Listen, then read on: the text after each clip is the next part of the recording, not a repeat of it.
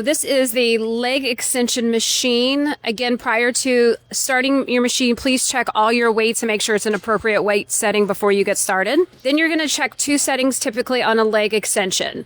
You'll have the front lever that will adjust to your legs. So having it above your ankles, don't have it pressurized anywhere. It should be comfortably supported just below the shin. The back setting is usually adjustable as well to get you closer to the edge of your seat. So you want to make sure your knees are right on the edge of the pad, which you can see he is. And it also is in alignment with the circle of the machine over to the right side of his knee. And that's where your kneecaps should be aligned for there. That'll show that we have proper range of motion prior to starting.